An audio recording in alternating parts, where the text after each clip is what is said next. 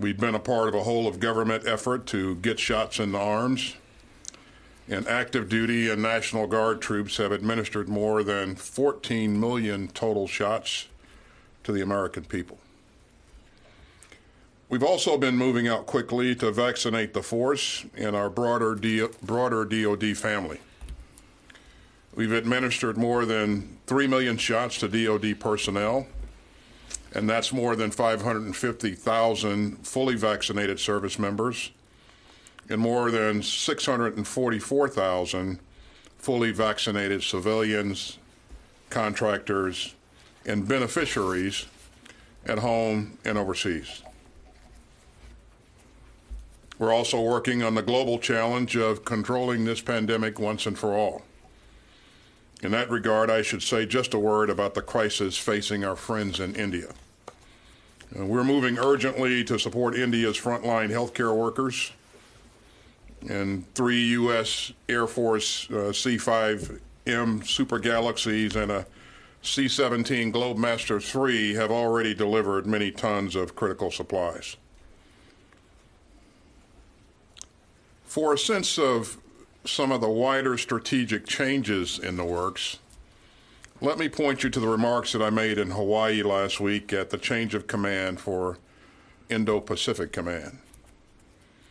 The department is working together on what I call integrated deterrence, which is a new vision of how we defend the nation in all domains of conflict in a time when technology is changing the nature of warfare. And that's especially important for our priority theater of operations, the Indo-Pacific. We've started a global force posture review to make sure we're positioned well for the challenges that we face around the globe, but certainly they're in the region as well. And the China Task Force, which is ably led by Dr. Eli Ratner, is developing an important set of recommendations. Further afield, we've condemned Russian aggression in eastern Ukraine and underscored our commitment to helping Ukraine's forces better defend their country. And we're moving to tackle one of the very few truly existential threats that we face, and that's the climate crisis. Our second key priority is taking care of our people. All of our people. And towards that end, Deputy Secretary Hicks has convened the Deputies Workforce Council, which is a new senior leadership forum that addresses the most pressing people management and personnel policy and total force requirements. And as you all know, my first directive was on sexual assault, and that was on my second day in office. We established an independent review commission, and I'm going to have an open mind about what they come up with and the recommendations that they make. You've heard me say this before, but sexual assault is a problem that plagues us. It is a readiness issue, it is a leadership issue, and we're going to lead real change for real results. We're also tackling the problem of violent extremists in our ranks and our workforce. And since ordering a stand down on this issue, we established the Countering Extremism Working Group. And clearly we have a lot of work to do, and I want to be blunt. There is no place for hatred or bigotry or extremist behavior in this department or in the military. This department has an open door to any qualified American who wants to serve. And that's a matter of both national principle and national security. Diversity throughout the force is a source of strength. So we can't afford to deprive ourselves of the talents and the voices of the full range of the nation that we defend. Third, we brought a renewed focus on teamwork on several levels. In part, that's about outreach to our allies and partners who multiply our strength and make the world more stable and secure. And as you know, my first trips We're all about investing in those relationships, including important business that we've already conducted with the leaders of Japan and the Republic of Korea and Germany, the UK, India, Israel, and NATO. But this is also about how the department fits into the interagency and works with our teammates across the U.S. government. There is no daylight between this department and the State Department on a basic principle, and that principle is that in securing America's interest, diplomacy always comes first. And lastly, teamwork means a new spirit within this building. And so it's time to get back to professionalism and normal order and good process. And finally, let me end with Afghanistan. The president has decided to end America's involvement in our longest war, and we're going to do just that. And so far, less than 1 week in, the drawdown is going according to plan. At the same time, we are shifting to a new bilateral relationship with our Afghan security partners, where we'll work toward our common goals in some new and different ways. And I'm grateful for the effort that Generals McKenzie and Miller have put into planning for all of this.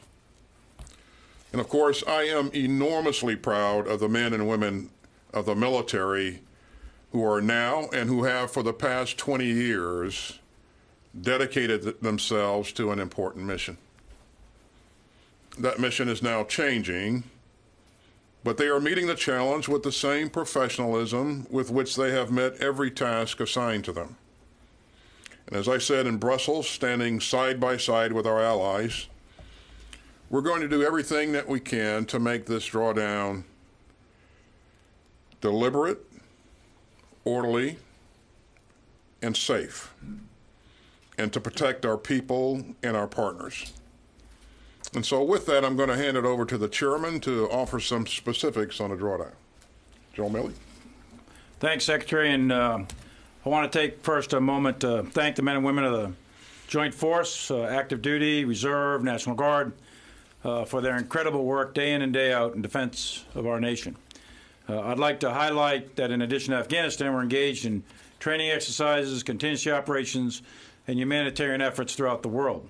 And the Joint Force is committed to global stability and security, defense of the United States, and our service members stand ready at all times to protect our security. With respect to Afghanistan, our primary military objective at this point is a change of mission to conduct a safe, responsible, coordinated, and deliberate retrograde of U.S. forces from Afghanistan in good order. We will do this in a synchronized fashion, shoulder to shoulder with our allies and NATO partners, and we've been steadily reducing our presence for almost a decade, and we are now in the final phase of that strategic retrograde. As you know, we've been transferring steadily functions and responsibilities to the Afghan security forces for a considerable amount of time. The President of the United States has given us a window to be complete no later than September. I don't want to here put precise dates in public on our exact milestones because there are many variables that will factor in to the ultimate outcome. I'm confident, however, that our ability to meet the objective in the time frame that the President has directed. With respect to the Taliban, there continue to be sustained levels of violent attacks, primarily against the ANSF. There have been about 80 to 120 enemy-initiated attacks a day for the past year, and that has also been sustained since 1 May. There have been no attacks against U.S. and coalition forces since the retrograde began on about 1 May, and that is also consistent for the past year. The ANSF, the Afghan National Security Forces, and the government of Afghanistan at this time remain cohesive. And the President's intent, the President of the United States' intent, is to continue to support both the ANSF and the government of Afghanistan. To date, we have closed one base in Helmand. Approximately 60 C-17 equivalents have departed with various equipment and rolling stock, and over 1,300 pieces of equipment have been transferred either to the Defense Logistics Agency for destruction or to the ANSF for their use. To maximize force protection, we have bolstered our security with additional firepower. The SecDef has directed 6 additional B-52 long-range strike bombers and a package of 12 fighter bombers, F-18s, postured to offer contingency support. In addition to that, the SecDef has extended the Eisenhower Carrier Strike Group. We came in with our allies, and we will depart with our allies shoulder to shoulder.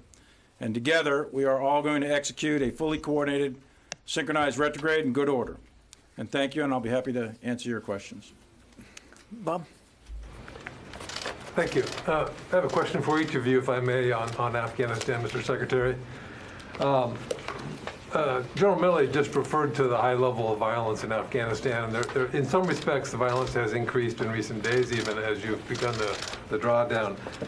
My question really is, what's to stop the Taliban from overwhelming the Afghan forces, particularly in the south, if not in the whole country, creating instability, additional instability, even in Pakistan? Is there something you can do during the summer to stop that from happening? And if I may ask a quick question of General Milley, the Secretary referred a minute ago in his opening statement to different ways in which the U.S. will interact with the Afghan forces to support the Afghan forces in the future. He used the phrase different ways. I'm wondering if one of those different ways has to do with training Afghan forces in third countries outside of Afghanistan. Is that an option? Thank you. So thanks, Bob. I think the first part of the question is what's to stop the Taliban. Well, we're hopeful that the Afghan security forces will play the major role in stopping the Taliban. And I know what we're seeing unfold is what we expected to unfold, increased pressure. And we've seen an instance of down in Lashkar Gah of the Afghan security forces conducting a counterattack and performing, fairly well. We will continue to support them after we retrograde with funding, with over-the-horizon logistics. We will remain partners with the Afghan government, with the Afghan military, and certainly we hope through our continued support, the Afghan security forces can be effective. But they have a pretty significant capability, but it's going to, we expect that this will be a challenge for them.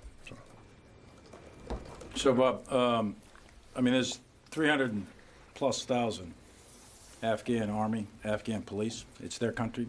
They've been leading the fight for several years now. We've been supporting them for sure, but they've been leading the fight. And I'm personal witness, as well as many of us, that the Afghan security forces can fight. And they're fighting for their own country now. So it's not a foregone conclusion, in my professional military estimate, that the Taliban automatically win and Kabul falls or any of those kind of dire predictions. That's not a foregone conclusion.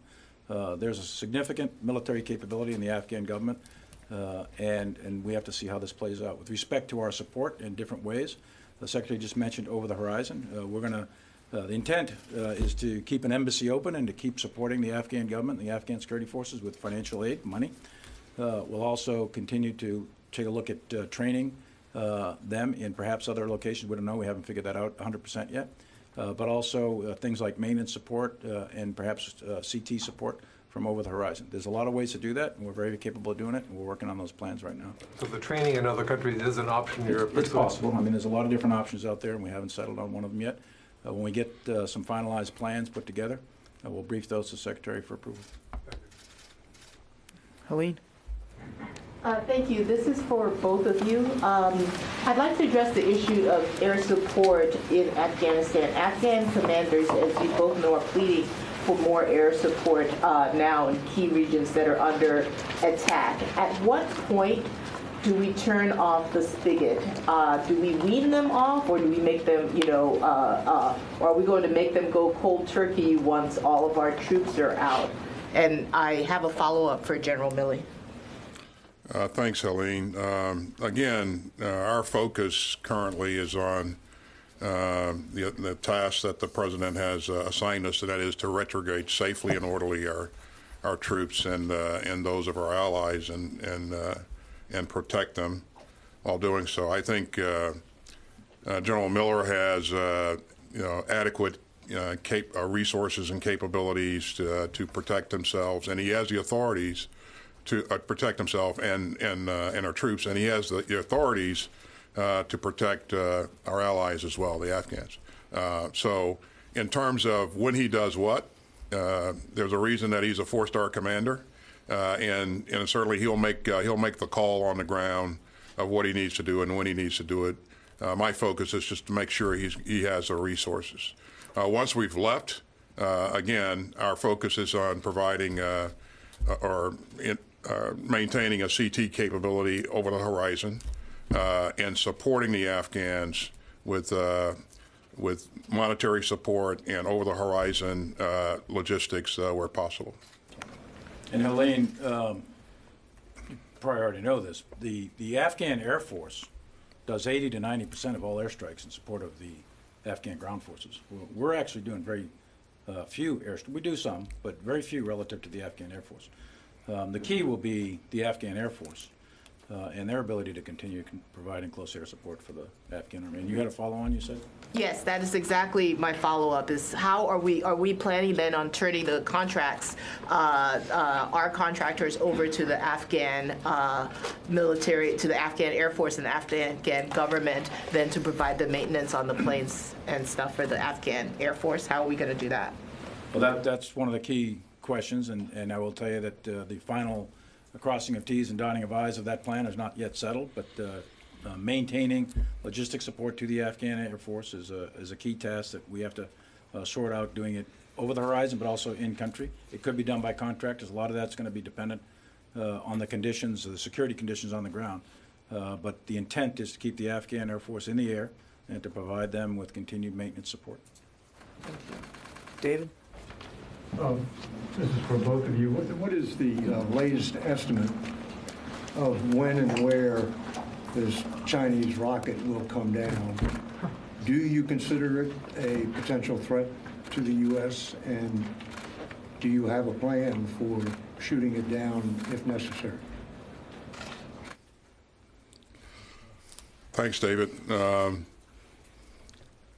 The latest estimates that I've seen is somewhere between the 8th and 9th, and the experts are still working on that.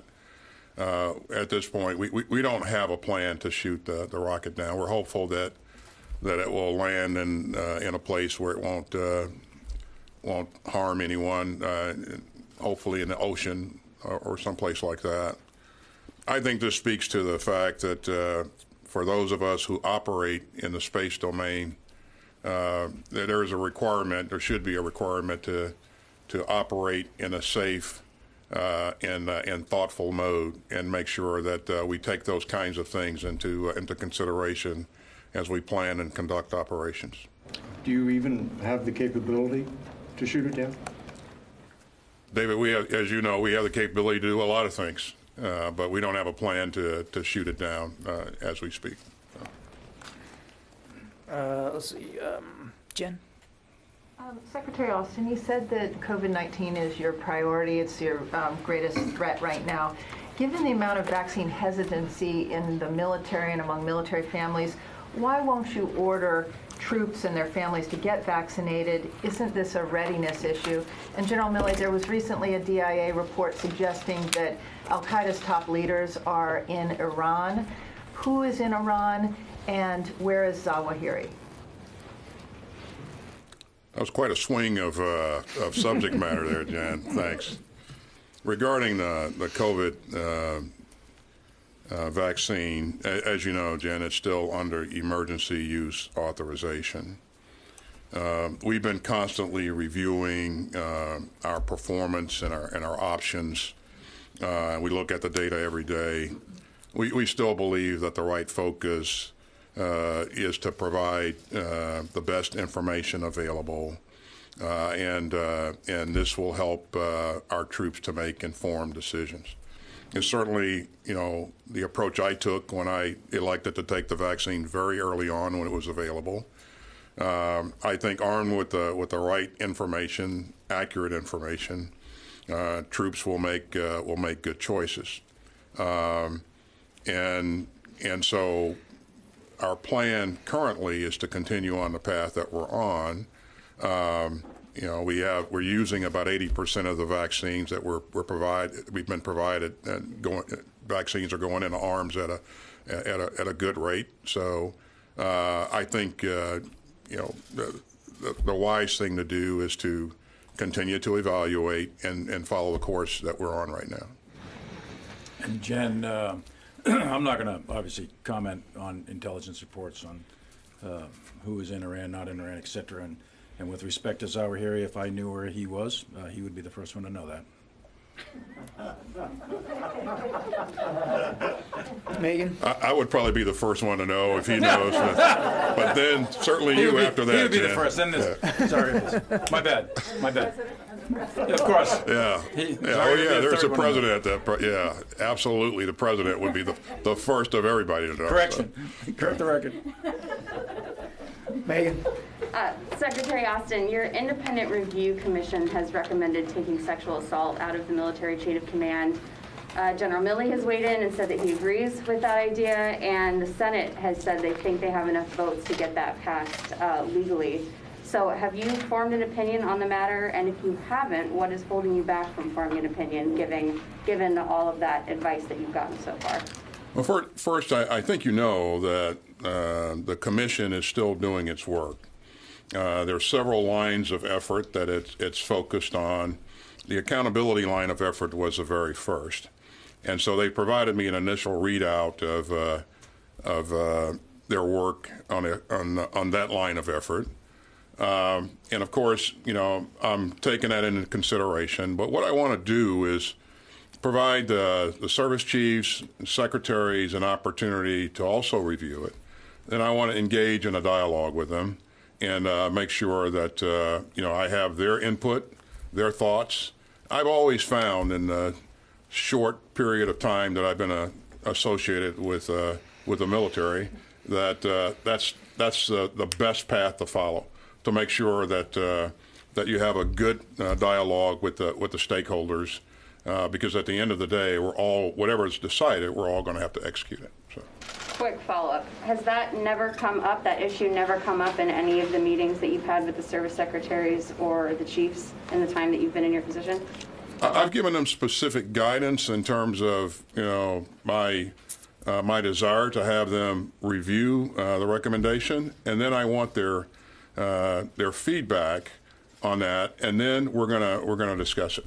So, yeah. Tony? Sir, on Afghanistan, the U.S. has been spending about $40 billion a year for the last 3 or 4 years on the conflict. Do you expect a budget gain, a reallocation from those dollars that you won't be spending now after September 11th? And for General Milley, has that been a discussion in the tank at all among the chiefs that we're going to have extra dollars because we're not going to be in Afghanistan? How do we handle the extra money? Mr. Secretary? Well, thanks. As you know, a great deal of the funds that we use to fund our efforts, not only there but in Iraq, was funded with OCO rather than the base budget. Certainly, anytime you stop doing something that's this important and this big, it creates opportunities, and so we'll look at what the possibilities are going forward as opportunities are created. Certainly, we'll be sighted in on our overall strategy and making sure that we prioritize our resources to match the strategy. And so more to follow. But we're in the middle of or the final stages of really outlining the budget for 22. And then we'll get busy on the 23 budget and beyond. So. Will the 22 budget reflect some of these reallocations from Afghanistan to other areas? Again, I don't want to try to get ahead of the budget process, and this is, I'm not making a budget announcement from the podium today.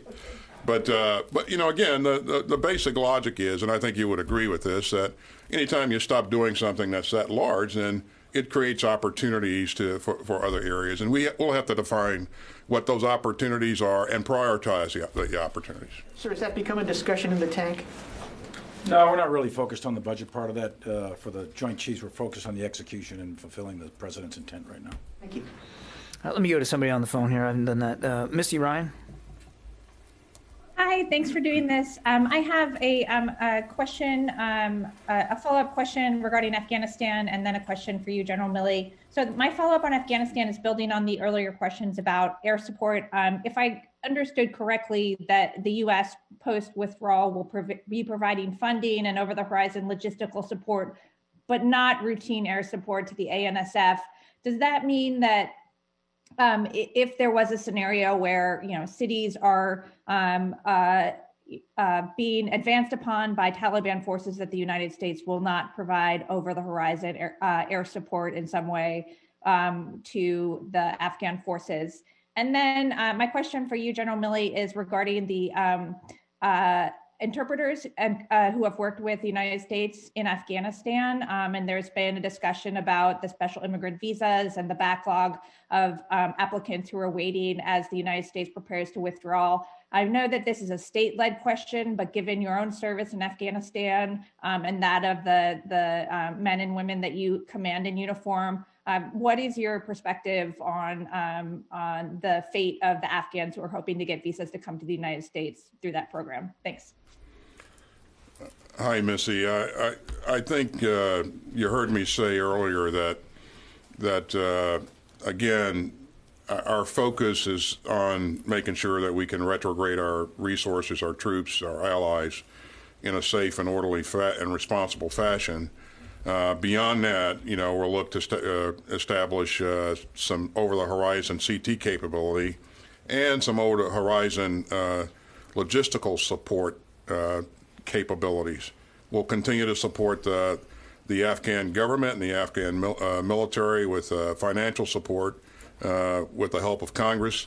In terms of what we would do in any one given situation to respond to something that was unanticipated or may have been anticipated, but I don't think it's helpful for me to get engaged in any kind of hypotheticals today. But I certainly appreciate your question. And General Milley, over to you. On the Missy, on the interpreters and others that have worked closely with the U.S. government, the intent is with State Department in the lead is to make sure that it's really a moral imperative that we take care of those that have worked closely with us if their lives are in danger, et cetera. But I would also caution some folks on some speculation here. It's a bit early to tell what the outcomes are going to be. There are some obviously bad outcomes that have been discussed, but none of that is preordained. None of it is absolutely inevitable. Again, this is a significant sized military and police force. The government under President Ghani is still a cohesive organization. There are a lot of factors at play here, and I think we're working through the SIV process through the State Department, but I think it's a bit early to really sound the alarm on getting everybody out just yet. That's my own personal opinion, but I think that's based on some pretty good knowledge of what's going on right now. Major General Austin and Colonel Milley were in Afghanistan together when Colonel Milley helped to stand up the 1st Battalion of Afghan forces. And so, as he mentioned today, there's over 300,000 Afghan security forces now, which speaks to the great work that your soldiers, sailors, airmen, and Marines have done over the years. And that's larger than the military of a number of countries, but it's they have been operating principally, providing much of their support on their own in recent months. So we're hopeful. We all want to see the Afghans succeed. And again, once our roles change here a bit, we'll continue to provide support from in terms of logistics and financial support, and we'll focus on our over-the-horizon CT capabilities. Time for just a couple more. I'll go back to the phones. Phil Stewart. Thanks. Just a clarification, Secretary Austin, were there orders to withdraw all U.S. contractors? I know there's orders to withdraw all U.S. troops. And for General Milley, do you have any estimates on what will happen to ANSF attrition rates following the U.S. withdrawal? Thanks. Yeah, so we're going to responsibly retrograde all of our capabilities that we are responsible for, and the contractors fall in that realm as well. So, I mean, as you know, contractors have the ability to renegotiate contracts if they so choose going forward in the future. But yeah, we're going to account for all the people and the resources that are working with us. So. Your question on the attrition rates has to go with can the Afghan security forces sustain the fight at current attrition rates, or attrition rates that have been an average over the last year or so? Again, I would say that we have to wait and see in the coming months. We know what their attrition rates are in killed and wounded. We know what their desertion rates are. We also know that the Taliban have suffered significant attrition rates as well. I would also remind folks that there's still an active Department of State-led negotiation effort ongoing. So that is also another avenue that is being actively pursued by the U.S. government to come up with a negotiated settlement between the government and the Taliban. That door is not going to close yet. So there's a lot of possible outcomes here. Last one, Tara. Thank you. This question is for both of you. General Milley, last week you shared a bit of how your thinking has evolved on taking sexual assault out of the chain of command. And I was wondering if you could elaborate on that. What prompted that change of thought for you? And General Austin, as you have, I'm sorry, Secretary, habit again. Secretary Austin. You'll get me in trouble if you say that. I got myself in trouble probably. Yeah. As you view this recommendation, I guess the question is, why not take sexual assault investigations outside of the chain of command? At this point, it seems like nothing else has worked, and there have been a number of military sexual assault victims who have been failed by the current system. Yeah, you should know that, as I've said before, that this is very important to me, and it's very important to this entire department. And we're going to stay sighted on this until we find ways to improve. I think the accountability piece of it is a very important piece, but it's not the only piece. There are climate issues. There are how we take care of victims issues. There are a number of things that the Independent Review Commission are looking at that will add to this entire picture here. I think it's the combination of those things that will cause us to begin to move forward on this. So if, as we look at what's been presented, it could be perfect, a perfect recommendation, or it may be, there may be a recommendation that we may choose to go another path. But I think it's worth having our leaders, engage in discussion on this. Now, I think we've done things a certain way for a while, and I think we really need to kind of broaden our horizons and begin to look at things differently and be willing to take different paths to improve things.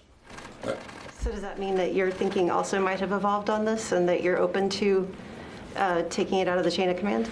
I said when we started down this path that all options are on the table, and I want to hear from the Review Commission good recommendations that we think that can make a difference.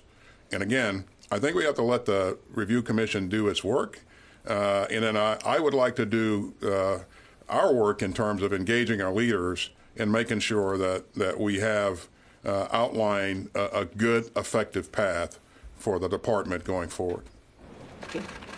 And for me, I'm going to wait until we see the final results of the Review Commission. But I was the chief of the Army for 4 years, been the chairman for coming up on 2. And frankly, you asked me what has caused me to have a change here, and I've given a lot of hard thought. We haven't moved the needle. That's the bottom line.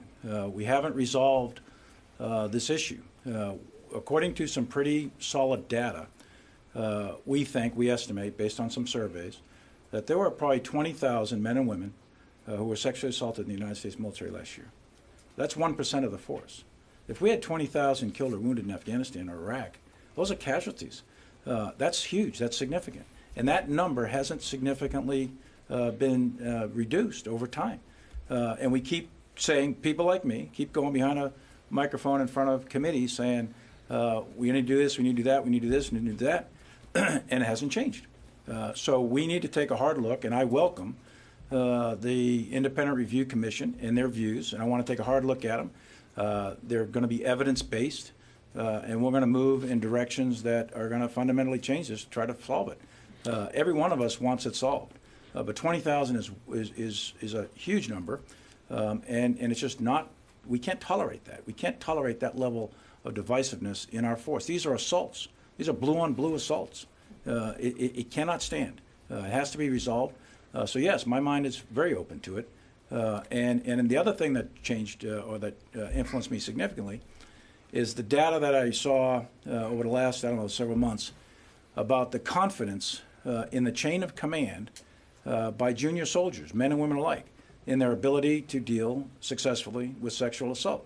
And we, the chain of command, we, the generals, the colonels, the captains, and so on, we have lost the trust and confidence of those subordinates in our ability to deal with sexual assault. So we need to make a change. What that change is, we'll see what the Independent Review Commission comes up with in terms of their recommendations, and we'll take a hard look at it, and we'll have discussions with the Secretary and so on. But absolutely, my mind is completely open to all kinds of opportunities to change here. And once we make decisions and head down a path, that's not the end of the day. You know, we will continue to work this until we improve, and then we'll stay sighted on it to make sure that we have the right things in the environment, that we're taking care of our troops, men and women, and that we're doing the right things. So That's all we got time for, folks. Thank you so much. Appreciate it.